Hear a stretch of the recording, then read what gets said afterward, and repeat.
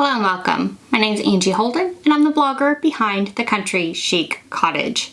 Today I have the HTVRont Autopress 2. So this is the second version of the HTVRont Autopress, and we're going to go over how to use it, the features, make about 4 projects, and then I will give you my review. I will also, towards the end of this video, sort of compare this to the original HTVRont Autopress. I do have a full review video on it, and I will link to it in the description below this video. So if you're wondering how this compares with the original version of the HTVRont Autopress, I will have that information. Now, all I've done so far is take it out of the box. It comes fully assembled. It does come with a Teflon sheet as well as a user guide. Now, there is a mat inside of here, but it comes fully closed, so I will need to plug it up before I can show you that mat. But there is a mat inside of here, and then there is a screen, and this time the screen sort of pops up, and we'll take a closer look at the screen as well as the buttons. It does come with the cord already attached, so I'm just going to go ahead and plug it in. Once I plug it in, everything rises up, and we can actually pull out this drawer, and now you can see that there is a heat-resistant mat that comes with it, and it attaches with some elastic cords on the side, and it's a fairly firm heat-resistant mat, so I do really like the mat itself. There was some packaging material as well as a few pieces of tape, and I just removed those, and there was some protective film over the panel up here, and I went ahead and removed that as well. We're going to take a closer look at the buttons right now and how this press operates, and then we'll make a few projects. In order to flip the screen up, you just put your fingers here and lift it up. Now, the buttons have images or pictures on them. However, the press does come with a temporary sticker on the front here with the functions of the buttons spelled out. So while I like this, I do feel like it is temporary, so you will eventually need to kind of get used to the buttons. First of all, the power button on the far left, and we just press it to turn the machine on, and then the display screen does start lighting up. Top button is temperature. We press that once, and we can adjust the temperature up and down with the plus and minus buttons. Press temperature again to set that temperature. So I'm going to go ahead and set this to 330 degrees to allow this to start heating up for the first project. Time button is on the left, and we'll go ahead and press it, and we can adjust the time up and down with the plus and minus buttons, and I want that set at 15 seconds. Press time again to accept. Now this one does have a pressure button, so the bottom button is pressure, and you can press it, and it does have an adjustable pressure. So the maximum pressure is 170 pounds, minimum pressure is 50 pounds. So I'm going to go with a light pressure would be at the 50 pounds. So I do want to note that when you press the pressure button and do up and down, it goes up in 20-pound increments. So I'm going to set it for 90 for about a medium pressure. The button here on this right-hand side is modes, and this is for presets. And you can press this to change in between those 4 presets. And you can also alter those presets if you need to. If you want to customize it, you would press the settings button, and then you could turn it up and down to whatever you would like it to be. The other 2 buttons we have left are the start button as well as the auto button. So the start button is the R or HTVRont logo. The auto button is an A. And I'm going to zoom out and show you what each of these buttons do. So first of all, in manual mode, I would put whatever I'm pressing onto the mat, and I would close the drawer, and then I would press that R button for a manual press, and it would manually go down. Then the countdown would start. When it's done counting down, so I have it set for 15 seconds right now, so when it's done counting down, the press will automatically lift. So in manual mode, it's an automatic lift, but a manual close. You could also manual close it, and let's say that I didn't want it to go the full time or I messed something up, I could just press the R button again to lift it back up manually.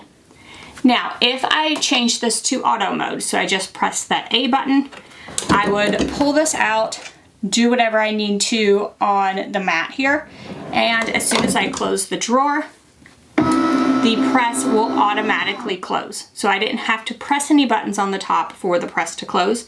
So in automatic mode, it automatically closes, as well as automatically opens. So when it gets to that full 15-second time, it will automatically open as well. So auto mode for auto close and auto open, manual mode for just an auto open, manual closure. Now I personally don't like the auto mode. I like to manually close it, but it is completely your preference. So whatever way you like it, you can use the buttons to pick the mode that you personally like. First, I'm going to make a sweatshirt and I'm going to add HTV to it. Now this is a layered design, and my top layer, I'm actually going to use Puff HTV on it. So that will really put this machine to the test as far as that adjustable pressure and if the heavy pressure is enough. So the first thing I'm going to do is preheat this sweatshirt, and I do have this on manual mode, and I'm just going to preheat it for a few seconds. Now I am using a sweatshirt for this first project so we can see how this press is with a big bulky item. And I feel like that's probably enough of the preheat. And I'm going to do the regular HTV layers first. So first I'm laying out all of my HTV layers on the shirt, and I'm actually going to pull this puff layer out because we want to do it as a separate press. And as long as my other layers don't overlap, I can just do them all at once. And they are all a similar time and temperature. And I just want to make sure everything is still on this mat, which it is. So now we can just go ahead and press this. So now I'll just go ahead and push this under, and I'm using this in manual mode, so I'll go ahead and close it. Again, this is pressing for about 15 seconds, so I'll go ahead and let that press. Once it's done, we just pull that out. Now, these are a warm peel, but I'm going to let them cool just slightly, and I even have like a DTF cooling block to cool it off. Then for each of these, I'm just going to peel back that carrier sheet, and everything looks really, really good with this first press. While I'm peeling this back, I do need this to cool down. So the puff is 305 for the puff I'm using for 10 seconds. And I'm going to go ahead and up the pressure all the way to 170, which is the maximum. So I'm continuing to remove the carrier sheet. You might have heard the press beep. It does beep when it gets to temperature. And then I'm just going to locate this Puff HTV into location. Now this carrier sheet won't cover my other HTV, so I'm going to go ahead and use the Teflon sheet that was already included. And the instructions are to press for 3 seconds, remove the liner, and press for 8 seconds. So I'm going to just do a quick press, and this is where that manual press comes in great because I can do about 3 seconds here. Manually lift it up, remove this out. This should be puffed off, so we can go ahead and remove that. Replace the Teflon sheet and press once more. This time it should be for 8 seconds. Once that's up, we'll just press the button again, pull this out, and we can peel this hot. Let's take a closer look at the puff effect that I got with this. So I wanted you to see that the HTV looks great. The puff, however, is very wrinkled.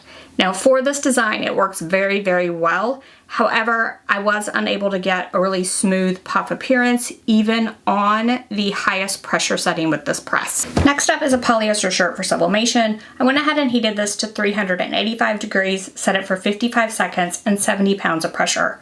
Now it does go up to 410 degrees, so this press should be fine for all types of sublimation. I'm gonna go ahead and preheat this. I still have it in manual mode. I'm preheating about 10 seconds. We'll just pull that out. And I'm going to go ahead and lint roll the surface. And then we'll need a couple sheets of protective paper. I'm going to add one of these to the inside of my shirt. Then I'll add the design to my shirt. So this is sublimation ink printed on sublimation paper from a sublimation printer. And I went ahead and tore around the edges just to avoid a ton of press marks here. And we can just add that to the surface. secure with a couple of pieces of heat-resistant tape, and use protective paper over the top. And then we'll go ahead and press, and I'm actually going to change it to auto mode just for illustration purposes, and we can close that, and then it automatically closes, and it'll press for 55 seconds and then automatically open. Once that's done, it auto opens. Then we can peel this back. And if you'll notice, I'm gonna go ahead and peel this back and show you the print. But if you'll notice, my protective paper was not over the top. That is just because it's inside of there. Just static electricity holds it to the top a lot of times. So that is one thing. You just kind of have to be careful and reach around and grab the protective paper or anything that sticks to the top. And then you can see that my shirt turned out amazing. So sublimation definitely works with this press. So next I went to sublimate a ceramic coaster just to try something that's thicker that takes a longer time. So what I'm gonna do is set this at 400 degrees, and I'm gonna set the time for 6 minutes. And if you hold the plus button down, the time will go faster. So when you really have to go up quite a bit, you might want to hold the button down. And I'm gonna set for 360 seconds, which is 6 minutes. And I'm gonna go ahead and up the pressure to 90 pounds. And while that's heating up, I'm just gonna lint roll my coaster. And again, this is a sublimation coaster, and then I've printed sublimation ink on sublimation paper from a sublimation printer. And we will just locate that design and then add a few pieces of tape to hold it into place. And then I'm gonna use the same piece of protective paper and put it on the top as well as the bottom. I'm gonna put this about in the center just because that's what I generally do. And once this is heated up, we can just shut this once again. And it'll automatically go down because I left it in that auto mode. And now I'm going to wait for that full time, and I'm going to get a heat resistant mat to put it on after it's done. So that beeped, and now it's done. And I'm going to use some heat resistant gloves to pull this out, set it on my heat resistant mat. And we're just going to give that a second. Next thing I'm going to do is a DTF print. So I'm going to set this for 325. And I'm gonna set it for 15 seconds. And I am going to go to that heaviest pressure for the DTF, so 170 pounds. And this does need to cool down while we wait to do that. So we'll go ahead and remove the sublimation print from the coaster. And again, for sublimation, this press works really well, no matter if it was the coaster or the t-shirt, it works well in both cases. So for the DTF, I just have a pre-printed transfer, and then I'm gonna put that on a black zipper pouch. We do need to preheat the pouch, so I can do that while this is cooling down. And for zipper pouches, I like to hang the zipper off the edge of the press. So that also puts a test on this press whether or not the pressure itself is consistent. So I'm gonna hang it off of this back edge just so the zipper is out of the closure. And I'm gonna go ahead and actually put this back on manual, close this, and I'm gonna pre-press about 10 seconds. Once that's done, just pull that out. And now this does need to cool down at this point. I am gonna kind of lint roll this just because it's black and I can see that there's a lot of lint on it. And then I can kind of put my DTF print in place. And I am gonna use just a couple of pieces of heat resistant tape to hold it into place. You heard it beep, it's cooled down, so we'll go ahead and close this and manually press the R to close it. And this presses in 15 seconds, so a super quick press for DTF. Then once that's done, we'll just pull this out, and you basically want to do this hot. You might cool it just a little bit, and then we can peel back the top of this, and I'm gonna try to get it with my gloves here. And we'll just peel back that carrier sheet, and it did great for DTF. This looks amazing. You can also do a post press for DTF and press it into the fabric more if you want to. However, it is fine just like this. So I love the way this press worked for DTF as well. All right, so now you've seen this press in action on several different projects. I must say, I'm gonna just say I like this one better than the original. So let's talk about the differences between the original and this version. So first of all, they updated the buttons and the screen, and it flips up. However, the best thing that they did, two things that they did. Adjustable pressure, I love it. The first one, it was just a set pressure, and I struggled with that with a lot of projects. And then the second thing is this opening area. So first of all, it seems to be a little larger, which is great. Allows me to put big bulky items in. And then this tray pulls out much further and isn't under the heat press on this side. So I really like the changes that were made to the heat press area especially, and then the adjustable pressure as well. So those things make me like this better than the original. So if you've seen my video on the original HTVRont Autopress, I really didn't like it. I didn't really like the press itself, and it probably is one of my lowest rated presses. However, this one, I like it a lot more. I feel like for those of you that are looking for an inexpensive press that has that auto close, auto open feature, this one might be something you want to look into. Now, the opening still isn't huge. You might struggle with super thick projects. I feel like the mat seems to be a little better and a little more firm to me just touching it, but you could always remove this and add a different mat if you wanted to underneath here, so you could remove this, add a different mat, and possibly get some more pressure. So the only thing I struggled with in this video was the puff, and because it needs super heavy pressure in my experience. So would you struggle with puff with this machine? I think you probably would. Could you get it to work? I'm gonna say yes, you could. So you could play with the times and temperatures of the puff and kind of dial in a time and temperature that works better than the example that I showed. And you could also play around with adding something firmer to here, or taking this out completely, adding a board, something like that, to get even more pressure down on the surface. So I do think possibly you could get puff to work. I don't worry about this as much with the heavy pressure items because that adjustable pressure feature. I did worry about the old one because you just could not adjust the pressure, and I felt like it just wasn't usable for a lot of the heavy pressure things. I feel like this one is much better suited to a wider variety of projects. Now, let's go over what I made. So I pressed a DTF print. Again, that would be like a heavy pressure item. It worked perfectly on this. Did a couple of sublimation things for the heat aspect, so it did get up hot enough for sublimation, and I did the thicker coaster so we know that it works with at least a thicker item. And then I did HTV, and again I did a layered design, did regular HTV, and then I did puff on the Santa hat, which I'm just going to tell you, the wrinkled puff with this design looks amazing. So you might want to try this design. I do have this design for free.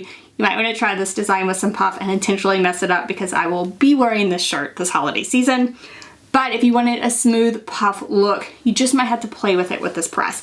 I do think you could probably get a smoother look than I got in this video. However, I do want you to be aware that you might need to play around with your settings and do some tricks and hacks to get it to work with this press. However, this press I feel like is a vast improvement from the original HTVRont Autopress, and I am happy to say that I can recommend this one, especially for those of you that are looking for like that auto open, auto close press with adjustable pressure.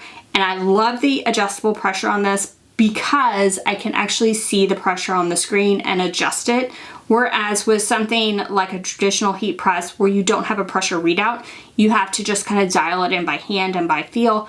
I really like the adjustable pressure on this because I can actually adjust it on the screen and pick the pressure that I want. So my full review is this might just be the press for you. It is a very good press. It's affordable.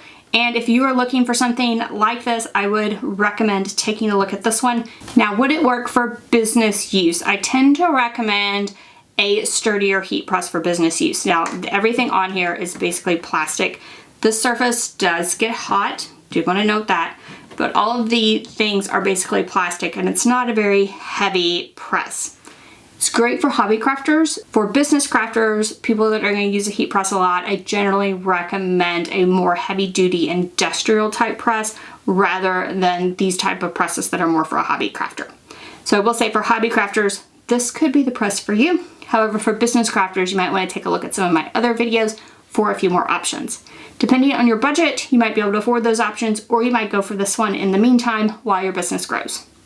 So now, if you have any questions about this press, drop down in the comment section, ask away. If you like this video and it helped you, give me a thumbs up. And if you haven't already, head on over to my YouTube channel, hit that subscribe button. I have videos just like this one every single week, and trust me, you don't want to miss any of those. So thank you all so much for joining me, and I'll see you next week. Bye-bye.